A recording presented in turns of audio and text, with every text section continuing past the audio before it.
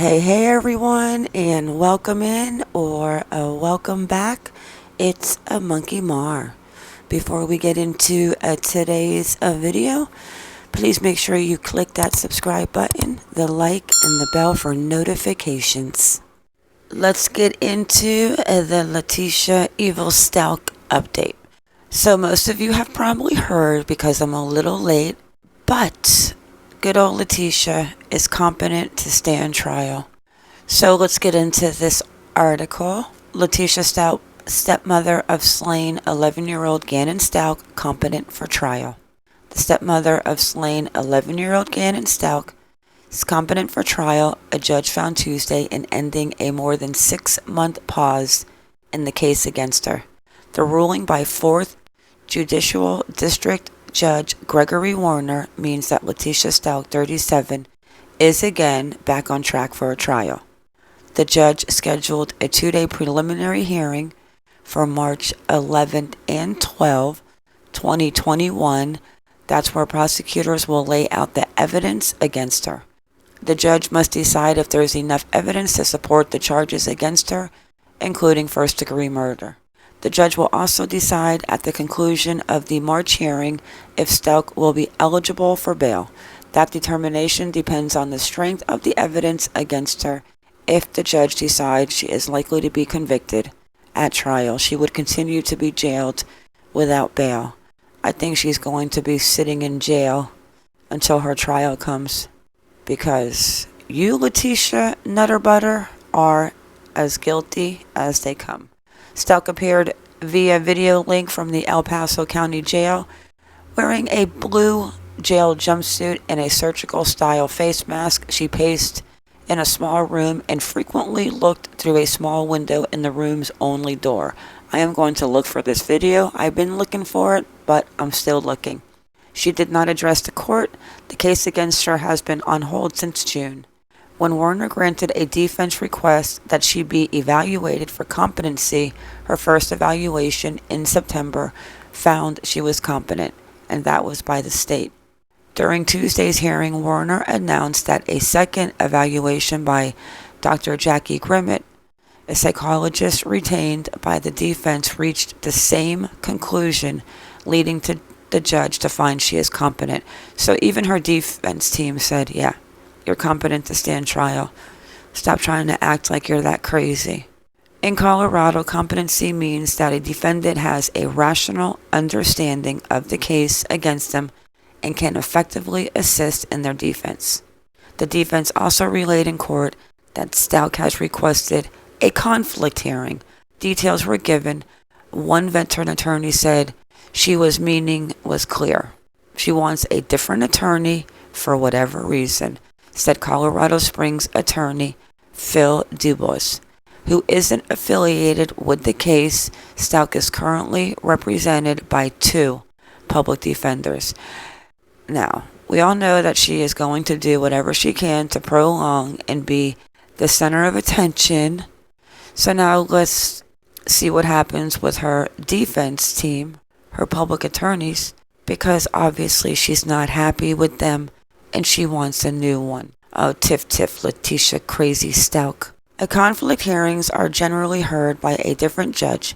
Du Bois said they are closed to the public and the prosecution because the discussion could involve privileged matters. Warner directed the defendant to make her request in writing. No hearing date was scheduled Tuesday. I wonder if she's going to sign it Dr. Letecia. Stauch is accused of killing Gannon at their Lorson Ranch home before dumping his body in a rural area near Highway 105 in South Perry Park Road in Douglas County. So, we are definitely on the anniversary. Oh, Gannon, fly high, G-Man. The grisly allegations came weeks after she reported the boy missing on January 27th, telling authorities that he failed to come home after visiting a friend. The search for Gannon turned up evidence indicating he was attacked with a knife or other weapon while lying in bed, authorities said. And Stauch, who had publicly denied involvement in the boy's disappearance, was arrested March 12th in Myrtle Beach, South Carolina. And then we know that Gannon's remains were ultimately found in mid-March in Santa Rosa County on the Florida Panhandle east of Pensacola, which is considered PACE.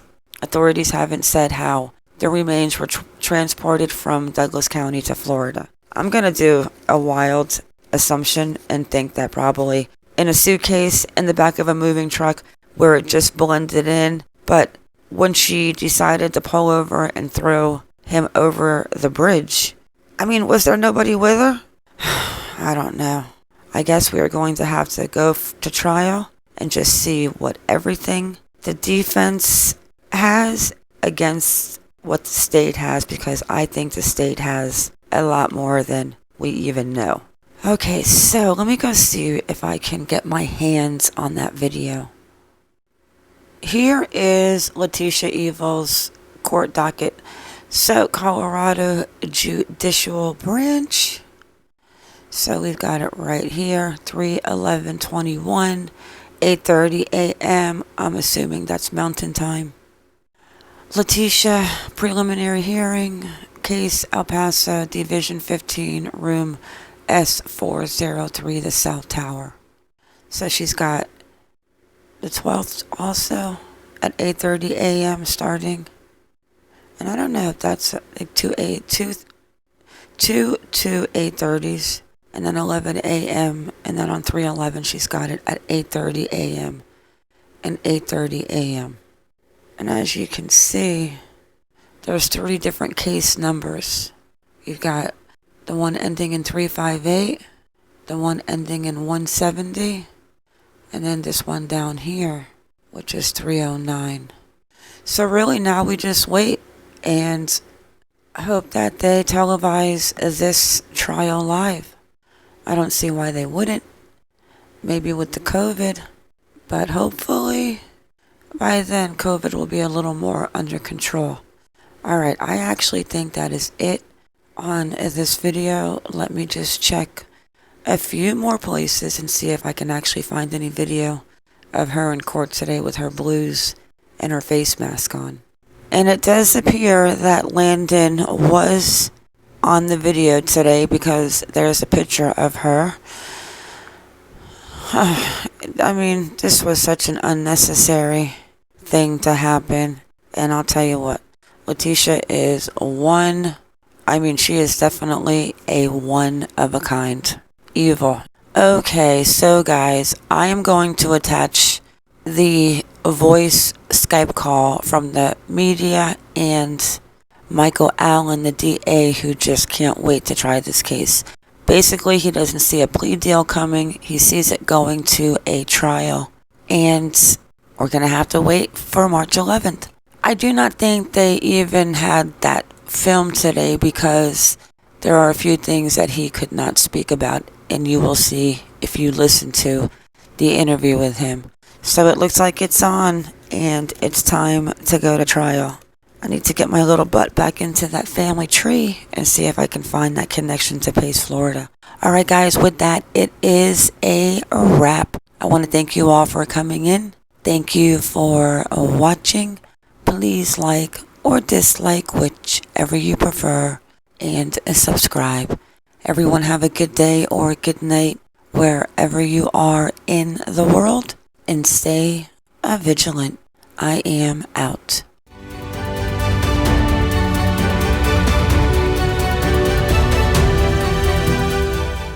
I was actually able to find the voice of Michael Allen, the district attorney. So I'm just going to play. It's like, I think, maybe 9 minutes long. I'll also attach the link to this below in the description. So let's listen to what the DA had to say. Okay, can everybody hear me now? We got it. Okay, good. The challenges of the COVID world. Michael, I was going to ask you, are we allowed to ask some questions here? Yeah, you can ask questions. I'm not sure, obviously, as I've said in the past, there may be questions that I can't answer, and I'll just tell you if I can't. But if you have questions, unmute yourself and ask the questions. Identify yourself just so I know who I'm talking to, if you could. If I'm already unmuted, I'll just go real quick. I'm Spencer Wilson. I'm with KKTV 11 News. Wanted to check in. You said during today's court appearance that there was some additional security requested after the second mental evaluation. Can you elaborate on why we were talking about that? So that was just a concern that came up in the second competency evaluation, and then I'm going to leave it at that. I don't want to share those details at this point. It would potentially would create some issues for us in court. Can you talk about this proof hearing? We couldn't really hear you earlier, it was echoing, but can you talk about what it is and why it's so important to this case? So, can you repeat the first part of your question? Sure. It's Nicole Fierro from Fox 31, by the way. Thanks so much for doing this. Can you talk about that proof of evidence hearing and why it's so important in this case and what we can expect? Yes, absolutely. So the case is now scheduled for a preliminary hearing, which is a probable cause finding that we have to have the judge make. It'll be based on the evidence in the case. The secondary part of that, proof evident presumption great, is a statutory scheme, and it really gets to the bond in this case. The defendant is currently being held without bond, and if the court makes a finding that the proof is evident and the presumption is great that the defendant did commit the offenses that we have charged her with, then the court can make a finding that we've satisfied that burden and continue to hold the defendant without bond pending trial. This is Spencer with 11 News again, jumping back in. Just wanted to ask, did you know anything about this ask for a different defense attorney besides today, or is that the first you were hearing of it? No, so generally speaking, the prosecutor is not involved in if there's a conflict between a defendant and a defense team, and so that's what was raised today by the defense team in this case. We can't be a party to that part of the process, and that's why the judge mentioned today that if they do file something with the court asking for a conflict hearing, that the prosecutor's office, myself, and my team would not be involved in that. We generally don't get any prior heads up that may be an issue in the case. That's really an issue between the defendant and defense attorneys and then the court to take up. Sorry, I'm going to jump back in unless anybody else wants to go. This has been a long time coming. We've been dealing with a lot of these mental health evaluations for a good long amount of time, and we're finally starting to make some progress on a long-term case. How does that feel for you guys in the office? Well, you know, I can tell you, speaking on behalf of the community and also family members, we want to get this case moving, and this gives us the ability to do that. Like you said, we're approaching a year since Gannon went missing, and we want to get this case moving. You were talking about the amount of time we would need to pull in people before March 11th. Can you walk me through that process? How are you expecting it to kind of gel together, pulling in people around the country during the pandemic? Yeah, so what I was actually talking about is just to be respectful to the family is, we have family from all over the country that want to be here in support of Gannon, and that's what I was talking about, is the family members that will be traveling to our area to be in the courtroom or be present when we present the evidence in this case. Do you expect that to be a long day to present? I know that in the beginning of the case, we heard about thousands of pieces of evidence. Is that all going to be presented? What is that going to look like? We don't intend to present the entirety of the case, but it'll be enough to satisfy the probable cause requirement that the court needs to make, as well as the proof evident presumption great. So it'll be a really good outline of the case, but won't necessarily cover every single bit of evidence that we have in the case. So I'll just open it up to any more questions for about the next minute or so, and then if there are no further questions, we'll go ahead and end the just this little fact-finding press conference that we're having right now.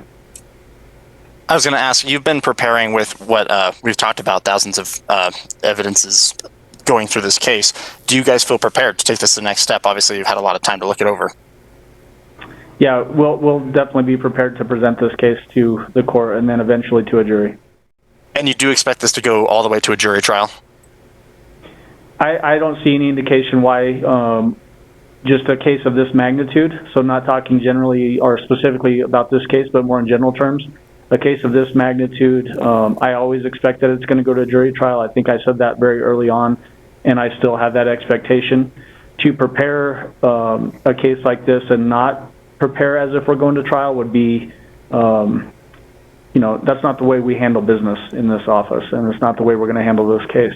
We're working it hard. We're going to present the best case that we possibly can at every stage, and then let the community decide when we get to a jury decision. Brandon with Fox 21 here. Is that to say you don't expect any sort of plea deal in the future here? We haven't engaged in any plea negotiations, and I don't anticipate doing that. I'll just leave it at that. Okay, unless there are any other questions, I'm going to go ahead and end the link here. I do appreciate you all taking some time to get the information as far as what happened in court today and pass that on to the community. Thanks, Michael. Thank you, everyone. Thank you, Michael. Yep.